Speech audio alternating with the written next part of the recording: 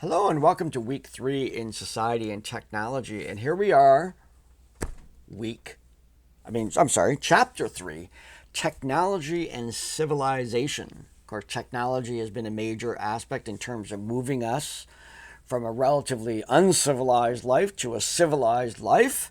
Notwithstanding that technologies have also enabled us to become quite uncivil, not only in the weapons of war, which we'll talk about later, but in terms of how we can hide behind digital identities and be mean to people.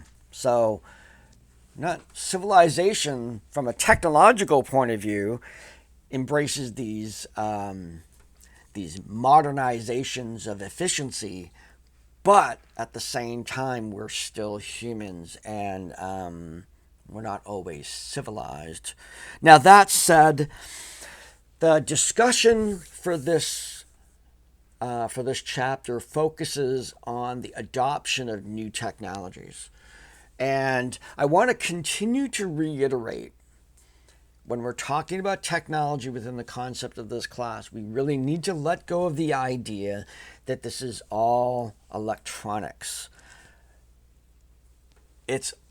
Technology is advances in knowledge, advances in machining, and those kind of things, in building things, in growing things, in new ways of raising kids, along with all of those digital devices, which seem to be inundating our lives. So keep that in mind always, to kind of step back when I talk about technology, that we're not necessarily talking about something that runs on a battery. And so with that in mind, I want you to think about your placement on the technology curve. Now, even as I say that, my examples in the course book are all related to devices and all that stuff, but you can track the adoption of ideas across a time like that too. But we have innovators, early adopters, early majority, late majority, and laggards. There's this curve of how people adopt technology, and then we can see in the other chart that I have in the course book, we have how long it took from the introduction to a technology until they were ubiquitous in our society. Almost everybody had one. And one of the things that we're seeing over time is technology has always been introduced, and quite literally sometimes been introduced a long time ago, and it really doesn't come to fruition until much later. We had microwaves in the 1940s, I believe. Maybe even earlier than that, might have been in the 1920s. But that technology didn't come into our households until much later. There's even in my developmental psych class, I'll talk about an idea one. My developmental psych class, there's a chapter where we look at a stage in development that has come out called emerging adulthood. And it's a new stage in the regular models of stages of development. And it's individuals, many of you maybe, who have one foot still in childhood and one foot in adulthood. So you might still be living home, but you're paying your own bills and going to school and you have a job, and but you got this sort of mix. It hasn't been a complete move into adulthood yet. And there's some interesting things that are coming out about our understanding of the uniqueness of that particular stage. Now, in my new developmental psych class, 2024, they have now added that language. It's been mentioned before, but now they have a separate chapter called Emerging Adulthood. The person that published that idea published it in 1999.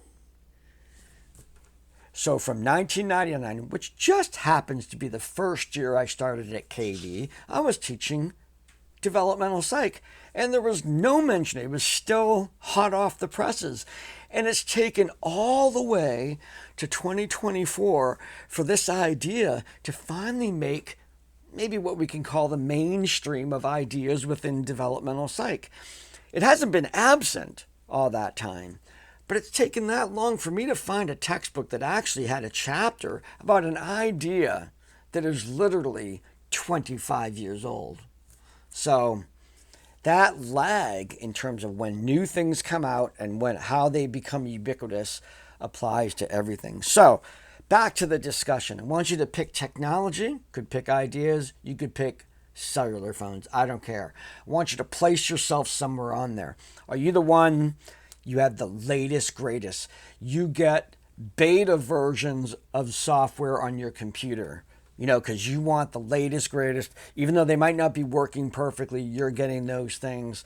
You are reading cutting edge ideas. You are just right out there.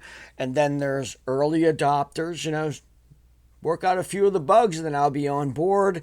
And then we have the majority, early and late. And then we have people that kind of sit back and say, I'm going to see if this is going to be meaningful first, and I'll change later. You haven't convinced me to jump ship on what I think is already working. So, that kind of individual. And maybe in this discussion, what we can explore beyond just the statement of the discussion is how this might apply differently to different areas of technology for you. So maybe in terms of your watch, you have a Timex self-winding watch from 1975 that was either yours or passed down, and it's your watch. And that's it. And you're never going to get another watch. As far as watch technology is concerned, you're not going to get one that measures your temperature.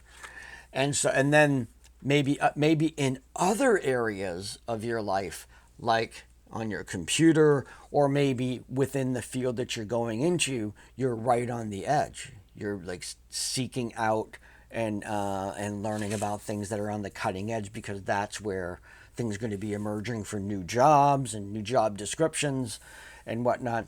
So maybe play around with this. So rather than just posting, here's where I am in general, use some specifics and maybe give some examples of where you might be in other areas of that, in terms of electric cars is a good one. They're as ubiquitous as they're becoming. Some people are saying, nope, I will always drive a gas car. Not many people, though they exist. I'm in Skowhegan. There are horse-drawn carriages on the road. So you got, people who were laggards in terms of automobile technology by choice, never going at that. Then we have people that still have their grandparents' pickup. And then you have people that have, cars that are, they bought or rent or whatever right around, they're pretty new. And then you have people that they're driving their Teslas around, with the latest technology on that. So that discussion going on there. The quiz has you consider the graphic that I have in the attention section, and that looks like this. What you're going to see here, these are areas, at the point in which I put this book together, these are areas of emerging technology in the computer and information technology area, for the most part here, that are coming out that will be changing many careers and many jobs as we know them today. So we have, of course, up on the top, we have AI and the engineering behind that. We have distributed cloud and edge computing. Edge computing is when organizations and individuals seek to be able to use up-to-the-minute data to make decisions. Very, very rapid. Rather than waiting for the weekly report, it's give me the feed right now. So some people who invest, for example, will look at minute changes in the feeds off of trading in order to see where trends are going. That's really edge computing. And of course, getting computers to help you with that. Back to AI. And then you have other people that they sit back on their investing and they say, okay, we're just going to take the long view on this. These little beeps up and down, they don't matter as much as the longer term trends. So we're seeing computers kick into that edge computing that gives those tools to more people in different areas of life to make decisions. Of course, privacy and maintaining privacy within the computational world. 5G, which is communication technology that has passed the line in the sand that enables us to be able to communicate very rich data, including video. We have intelligent business processes and vendor platforms. This has been a huge change here at KVCC. We are the vendors having to do with our learning management system. Years ago, we had way different learning management system. Then we got Blackboard, and then we have Brightspace. And fundamentally, as much as I consider myself pretty, it doesn't matter. I'm what learning management system. They all do the same thing. But it's the changes, these vendors come in and we're gonna do solutions for you, and they come in and there's the sales and there's that whole experience of my entire process has to be redone because a vendor sold a product that they feel is gonna do our solutions. We're currently testing a system that will check for plagiarism. Now that same system sells an add-on that they say will check for AI. And our internal testing has revealed that it doesn't. It's not good enough on that. It's about 30% of the time it'll be accurate. And that also means about 30% of the time, that's how those statistics works, they are describing original work as AI. So false positives on that. So we have rejected that notion of that solution. But we are adopting this new platform for checking to see if submissions from students are original work or not. And the whole technology behind that's actually a form of AI. So is spell check, and so is you're typing along and it tries to finish the line for you. That's all versions of AI. But when vendors come in, they're selling complete packages for individuals who, like a college, that are experiencing complex problems. And that's creating a whole dynamic about price, about comparison, how much time do we have to deal with this? Are people worried about it, not worried about it?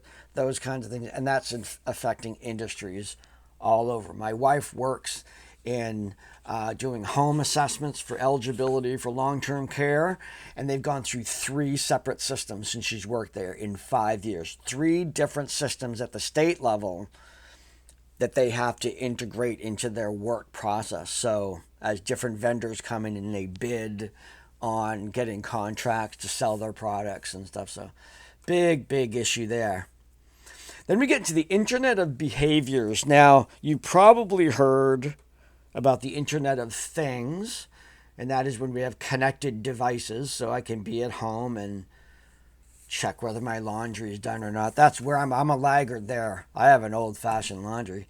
But the Internet of Behaviors is actually interesting because it's an application of that same notion of using the data that we can collect from the internet and people's behavior to make behavioral science decisions.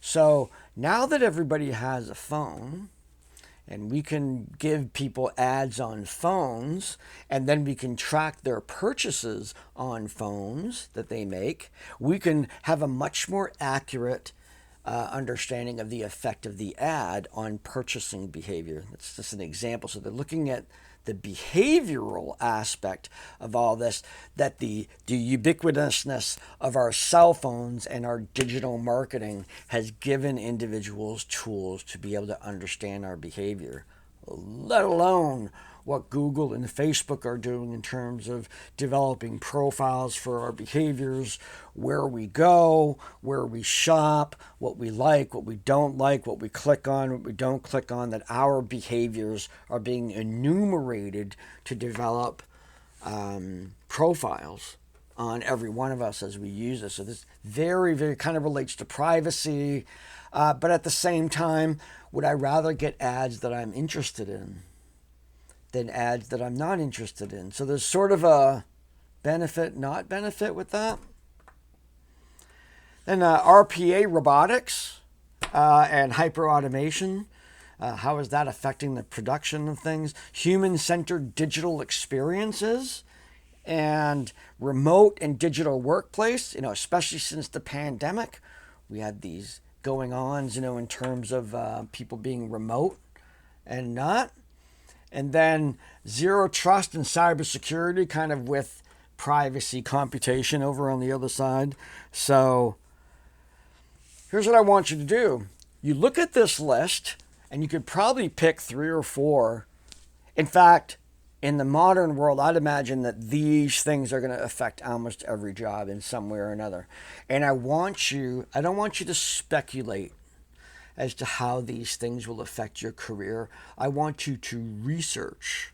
I want you to go out, do research in your field, and put these terms in there. Put in edge computing and being an electrician. What does that mean? Or vendor platforms as they apply to line workers. Or the Internet of Behaviors as they apply if you're going to be running your own business and you run using digital devices. Can you actually track your employees better? These want you to do research into the actual applications of these things in your future profession, or pick a future profession and really get kind of a heads up as to some of the things that are coming down the line. Now, speaking of heads up, next week I'll be introducing our first Tangle discussion. Now, Tangle is a part of all the Intro to SOC classes, and it is a part of this class as well. Now, Tangle is a politically, I won't say motivated, but it's a political newsletter that analyzes the political atmosphere that's going on. And it's certainly a hot political atmosphere going on right now with, as I'm recording this, we have our 2 presidential candidates getting ready for tomorrow night for their first debate. That should be pretty exciting. I hope people are going into this with an open mind to discover what our candidates can do when they're posed against each other. We can do that without being mean or calling names and stuff like that. That's childish. So, but Tangle is a newsletter. An acquaintance of mine publishes the newsletter. I say acquaintance because I reached out to him personally, and we had sort of a dialogue there for a while. And he is actually, Isaac is aware that I've incorporated his newsletter, which I very much enjoy, into my sociology classes. And he's been wanting to do that since he started this newsletter several years ago. And he's quite excited about learning how it kind of turns out. So I'm going through different postings that he's had. He has a whole staff, and they do daily postings, and very interesting because from the political standpoint, he usually produces the left argument, the right argument, and then what he thinks. And it is rare that I've come across a more intelligent and even approach to, very disparate ideas. And he makes sure that he provides a good coverage on both sides. And then I've been inspired really by his take on things. Sometimes I've been surprised. Sometimes I knew what he was going to do. And it's very hard. Once you know him, it's easy to predict where he's going to go because he's just a logical person. And so I put this into the class so you can experience those newsletters. You can look at them, and you can also subscribe. If it's the newsletter I go to for all things political to keep myself informed, I picked that one. There's others even that he recommends for that even-handed, no BS sort of approach to the things that are going on, so I can make good decisions. I've chosen this one. And so I'll be posting that. You read the post, and then I have some some prompts I'm going to be giving you to discuss those things. I kind of lean toward when it has something to do with technology, like say when you look at the quality of polling and stuff like that, and we can kind of look at technology and how polls are done and stuff like that in the context of our class. But it's also a sociology class, so certainly, particularly in this coming election cycle, we have a very, very important election in front of us. And if anything, I hope this inspires you to inform yourself so that you can go vote and make an informed decision that reflects your thoughts about how these outcomes should go. That's what our democracy is all about. I don't care who you vote for, but I want you to vote. Now, in addition to that, in this course, like the other sociology classes, there's a major project. It's either a service learning project or a research paper. Those are defined very clearly in the course book. I need you to read those instructions in detail. Get in touch with me. Send me an email. This is what I'm thinking about doing. Let's get some dialogue going and start working on that now. The first part of that is a proposal. There's a quiz where you propose your idea to me. You have to do that, get my okay on your topic or your service learning, and then you go on from there in terms of doing your service, doing your research, and the final paper. It's worth a lot in the class. Make sure that you get that done and start on it now. It's perfect time to start. So get that done. So that's this week, chapter 3, some exciting things in terms of understanding technology, where you're at, and then technologies that would be coming into your workplace, into your life, tangle, and then making some decisions as to which final project you're going to have. If you have any questions about those, please post them in the discussion boards or send me an email directly, and I will get back to you as soon as I can. So have a great week, and I will see you online. Take care.